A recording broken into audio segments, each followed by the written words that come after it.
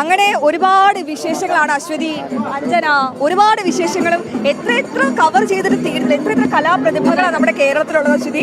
രാപ്പകലില്ലാതെ എല്ലാവരും ഒരേപോലെ ഒരേ വൈബിലാണ് ഇവിടെ ഉള്ള എല്ലാവരും. അതാണ് പ്രധാനമായും പറയേണ്ടത്. പൊടിയോ ചൂടോ വെയിലോ ഒന്നും ആരെയും ബാധിക്കുന്നില്ല എന്നതാണ് പ്രധാനപ്പെട്ട കാര്യം. അടുത്ത ലൈവിൽ അഞ്ജനയെ കൊണ്ടൊരു പാട്ട് പാടിപ്പിക്കണം. അതെ,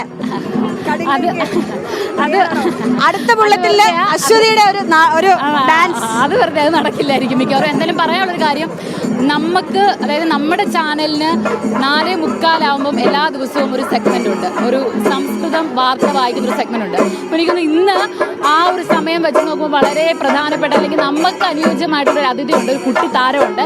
ദീക്ഷിതിനെ ക്ഷണിക്കുകയാണ്. ദീക്ഷിത് വന്നു. ആള് സംസ്കൃതം, ഇതാണ് ദീക്ഷിത്. ആള് സംസ്കൃതത്തിന്റെ ഇതിലായിരുന്നു മത്സരിച്ചിട്ടുണ്ടായിരുന്നത്. ദീക്ഷിതിന്റെ വിശേഷങ്ങൾ എന്തൊക്കെയാണ്? എങ്ങനെയുണ്ട് കലോത്സവം? ആദ്യം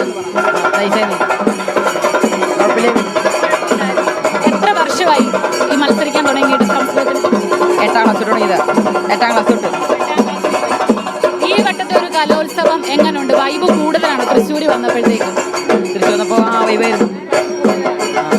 ദീക്ഷിതിന്റെ സ്ഥലം എവിടെ? എൻ്റെ സ്ഥലം പറപ്പൂക്കര, തൃശ്ശൂരിനെ.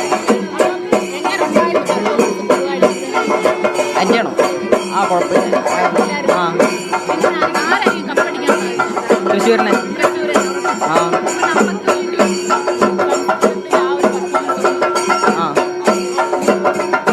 നമസ്തേ. ശ്രീമത്യ സുഗതകുമാരി മഹാഭാഗ്യ വിരചിതസ്യ മുത്തുച്ചിപ്പികൾ ഇതി കവിതാ സമാഹാരസ്യ കേചന अंशाः ചമ്പു പ്രഭാഷണ രൂപേണ മയാത്ര അവതാര്യത്തെ.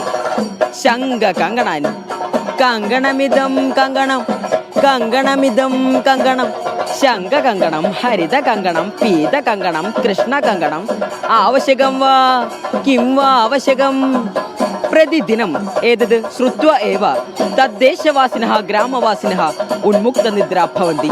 തസ്യ ഗ്രാമസ്യ പശ്ചിമഭാഗേ वा अस्माकं കങ്കണവിക്രേതുः ദേവീദാസസ്യ ജീർണം ഗൃഹം. തസ്യ കുടുംബേ പ്രിയപത്നി. എനിക്ക് എന്തെങ്കിലും മനസ്സിലാവുന്നുണ്ടോ എന്ന് ചോദിച്ചാൽ പറയാൻ ഉത്തരവില്ലാതെ തന്നെയാണ്. പക്ഷേ ഇതുപോലെ നമ്മുടെ അടിപൊളിയായിട്ടുണ്ട്. എത്ര മലയാളം പോലും പറയാൻ പാടുപെടുന്ന നമ്മുടെ കേരളത്തിലെ സംസ്കൃതം അച്ഛൻ പഠിപ്പിച്ചതാ. അച്ഛനാണോ പഠിപ്പിച്ചേ? അച്ഛൻ മാഷ, മർപ്പൂർ സ്കൂളിലത്തെ മാഷ. അച്ഛൻ സംസ്കൃത അധ്യാപകനാണോ? അച്ഛനാണോ ഈ നിൽക്കുന്നത്? അതെ, ഞാൻ സംസ്കൃത അധ്യാപകനാണ്. സംസ്കൃത അധ്യാപകനാണ്. അപ്പൊ പുരാണങ്ങളാണ് പറയാറ്, കഥകള് കൂടുതലും. ഈ ചമ്പു പ്രഭാഷണം എന്ന് പറഞ്ഞാൽ ഞങ്ങൾ പുതിയ മലയാള കവിതേനെ എടുത്തിട്ട് എങ്ങനെ ഒരു സംസ്കൃത കഥാപ്രസംഗാക്കി മാറ്റി. ഏത് സ്കൂളിലാ? ഞാൻ PVSHS പറപ്പൂക്കര. അവിടെ അതേ പാതയിലേക്ക്. അതെ, മോളും അങ്ങനെയൊക്കെ ഉണ്ടായിരുന്നു. അതുപോലെ പ്രഭാഷണത്തിന് ഫസ്റ്റ് ആയിരുന്നു. അതും പുതിയ വിഷയം എടുത്തത്. മിടുക്കനാണ്. അത് പുതിയ junk food, fast food.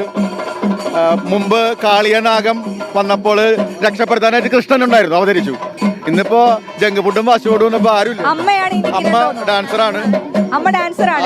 RLB Ramakrishnan. അപ്പോ നീ മിടുക്കനായതല്ലേ അച്ഛന്റെ എല്ലാ കഴിവും. എന്ത് തോന്നുന്നു സംസ്ഥാന സ്കൂൾ കലോത്സവത്തിൽ ഇങ്ങനെ പുരസ്കാരം സ്വന്തമായി നിൽക്കുമ്പോ?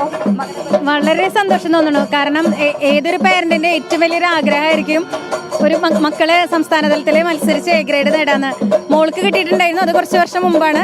ഇവന് 2 വർഷം ട്രൈ ചെയ്ത് ഈ വർഷം കിട്ടിയത്. വളരെ സന്തോഷം. അപ്പൊ മൊത്തത്തിൽ പ്രേക്ഷകരെ ഇതൊരു കലാകുടുംബമാണ് അശ്വതി, അഞ്ജന. കലാകുടുംബമാണ്. മലയാളം സംസാരിക്കാൻ ശരിക്കറിയാത്ത നമുക്ക് സംസ്കൃതം കേൾക്കുമ്പോൾ ഒരു സംശയം ഉണ്ടാവും. അസാധ്യ പ്രതിഭയാണ്. എല്ലാവിധ ആശംസകളും.